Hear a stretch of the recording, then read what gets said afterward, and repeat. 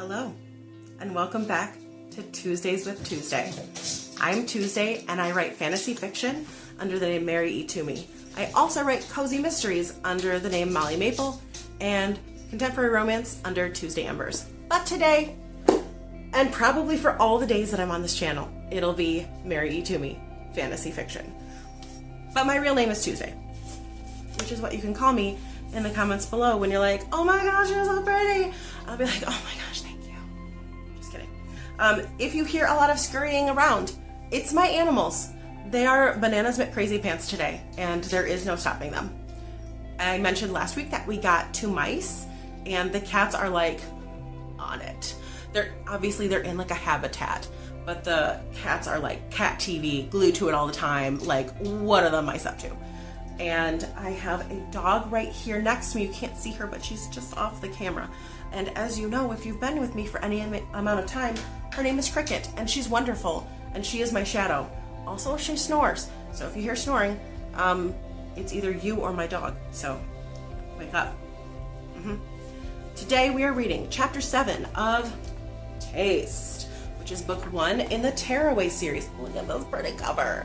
Don't you just want it, like, look at, if I was like a table setting person, I mean, doesn't that just look so stunning? I am always amazed that I am lucky enough to find people who are like operating in their element. So like when I find a graphic designer who's just like enjoying their life, doing the work that they were created to do, and then I get to be near them and be like, could you design me a cover, please? Then it's just the best. It feels like watching lightning happen. Anyway, I admire this cover because I do often. Chapter 7, Ezra's Surprise. Tell us about yourselves, Ollie said between bites. What do you do? He asked Danny. Groundskeeper, Danny replied without looking away from me. His eyes narrowed in a silent threat not to out Vaughn for the vampire? Yeah, for the vampire. I was pretty sure that Vaughn was. Ezra already told you that. Vaughn whispered to me. Groundskeeper by day. Salsa dancing jazz singer by night. Vaughn had a way of making me laugh, of making me forget he might actually be a real live vampire. I caught a glimpse of Vaughn's canine teeth when he smiled. They were slightly longer than I deemed they should have been. Ollie pursed his lips through a tight smile. That's nice. The property here is amazing. That's your doing? Ollie was the best at being polite to prickly strangers. He was used to out-and-out hatred from Bev, so the lesser antagonizers were a fun challenge. Danny harumphed. Well, it's certainly not Vaughn's hard work. Just lays about all day. Idiot. Vaughn deflected the dig with a well-practiced grin. I knew that grin, and wore it almost as convincingly when Bev was being herself. That's the benefit of being a layabout. You don't have to mow the lawn. He tapped his temple. Idiot or genius? You work here? I asked Vaughn. I do. Security for Ezra. At Vaughn's answer, Danny scoffed. What's your favorite part of the job? I asked Vaughn, ignoring Danny's obvious opinion. When pretty girls ask me 100 questions about it. Vaughn grinned at me, so I looked away. He was one of those way too handsome to look directly at kind of guys. I knew if he called me pretty again, I'd start to develop a crush on the guy who screws random women and high-fives me about it. Not again, October. Not again. Ezra wiped his palms off on his pants, and I caught a wavering in his voice as he stood and walked over to Bev's chair, where she sat like a queen. Now that we're all here and we've met each other with no catastrophes, I have something I'd like to say. I choked on my water when Ezra Meneal lowered himself to one knee and pulled out a small box from his pocket. I could feel my heartbeat in my cheeks as Bev started shrieking and crying like a woman in the front pew at church. Beverly Joe, ever since I read your profile, I knew I'd found someone I'd never want to stop learning about. From the very moment I saw your face in that restaurant where we had our first date, I realized there was no point in going to a restaurant unless you were there to share every bite with. From the first kiss, I knew my heart wasn't mine anymore. I love you, Beverly. Will you be my wife? I assume Bev said yes.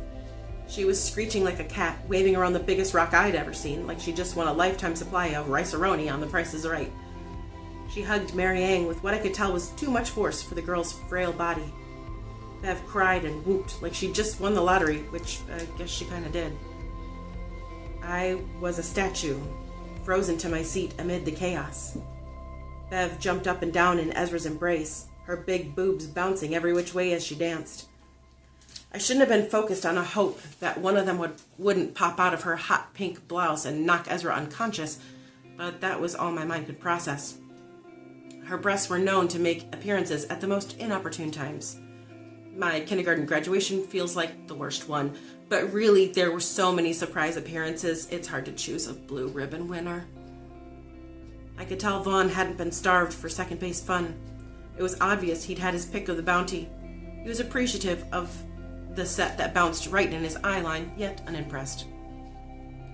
Bev wrapped her arms around Danny, who looked like he was just as apprehensive about his girlfriend's new mom's breasts popping out and smacking him in the face as I was. He sat back down, his thin lips stretched in a frown as he watched the hoopla around him with only a passing interest. Ollie was pulled into a tight hug by Ezra, which I knew made him uncomfortable. Oh, I know you're much too old to need a new father, but can I just say that I'm overjoyed to have a son? Congratulations, Ezra, was all Ollie could manage through his haze of shock. Ollie handed Ezra off to me to rid himself of the affection that only confused people like us, but I was still frozen in my chair, stunned. Wilbur was shaking his head at either the scene or at me, I wasn't sure. I managed to offer a congratulatory nod to Ezra, who couldn't stop grinning. The newly engaged man hoisted me up out of the chair and wrapped me in his strong arms. The hug felt like warmth, comfort, and safety, all wrapped tight around me. Too tight. I couldn't breathe. His unfathomable love for Bev was one thing, but being this next to Ollie and me, I kept looking for the angle. He was rich, so he clearly wasn't trying to get at Ollie's money. Ezra held on for 2 seconds. 3 seconds. 4.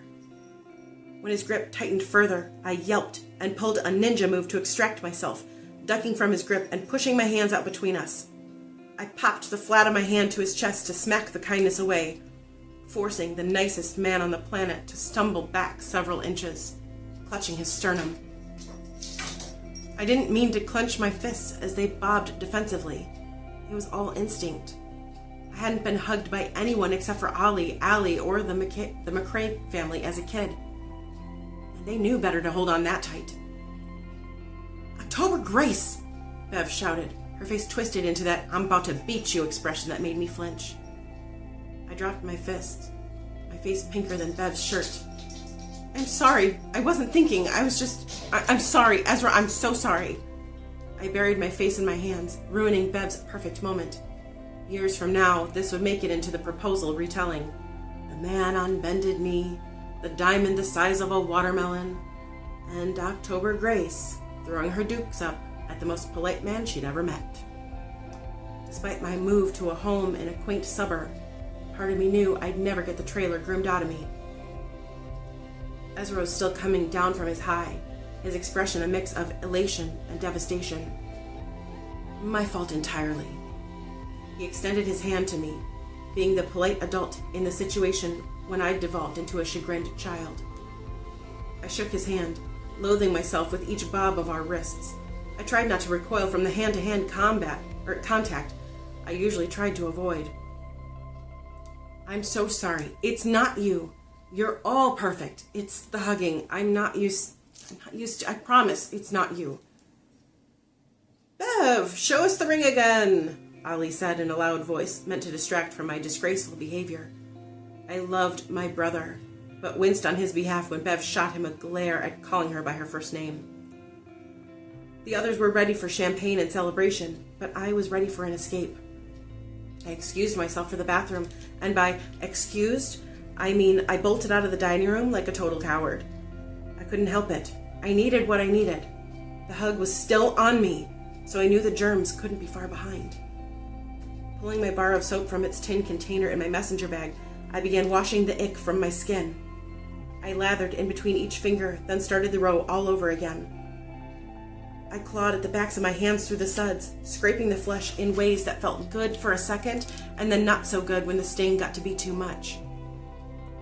After I rinsed, I started all over again, but this time I scrubbed up to my elbows, scraping at the skin to get it really good and clean.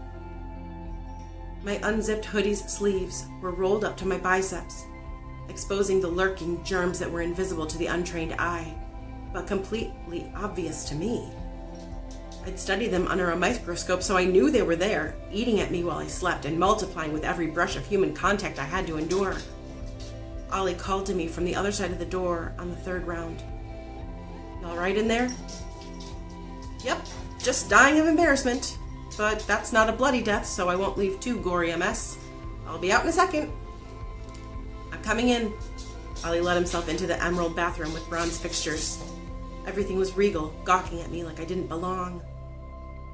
"Hey, it's okay. No one's even talking about you trying to punch out Ezra anymore."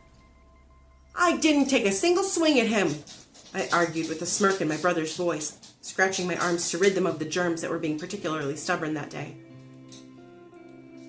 "Any chance you want to drive Bev home? Take one for the team? I don't think I can make it through an hour of her yelling at me." "I didn't mean to push Ezra. He's great, honest." I was miffed that Ollie was chuckling. "Oh, I know. Ezra's fine. Bev's never going to let you live this down, though." He stared up at the ceiling. "I guess I can do my duty as your brother and spare you. You've taken the last 3 years. What's 1 hour?" He said it like he was trying to convince himself. "But in the next life, you owe me something awesome." "Like a bag of only yellow Skittles?" "Like a big bag of all yellows, without a single purple one anywhere around me. Like not even in a universe where I might be traveling for at least a week." "I'll see what strings I can pull." I exhaled, rinsing off once I was certain the germs were gone. "You're a lifesaver. Thanks, Ollie." I went to reach for the door, but jumped when Wilbur caught my eye on the frame at the top of the doorway. Ollie's eyes fell on Wilbur. "Oh, it's just a little thing. Don't tell me you're scared of a little old caterpillar all of a sudden." "Huh? No. I just wasn't expecting him to be there, is all." "Hush up, you." I shoved my brother and grinned when he mussed my hair. "You two go on home. I need a minute before going back out there and facing Ezra again. I'm so embarrassed." Ollie nodded. "Yeah, that's probably for the best. I'm gonna get Bev gone before you come out of here. I'll calm her down on the way home. Don't worry." "Thanks, Ollie. You're the best. You know that, right?" "Only when you tell me, so never stop." He gave me that paternal smile I'd been going too long without, and left the bathroom to give me a moment to gather up my scattered bearings. We did it! We got through chapter 7! We are so good at this! You're sticking through a whole book, you're getting through the chapters, and it's like this nice little good thing that you're doing for yourself, letting someone read to you while you sit and hopefully do nothing. Although, if you're a multitasker like I am, you're probably doing other things when you should just be sitting and enjoying your life. We'll work on that together. In theory. Thank you for spending time with me today, and I will see you next Tuesday for chapter 8 of Tuesdays with Tuesday.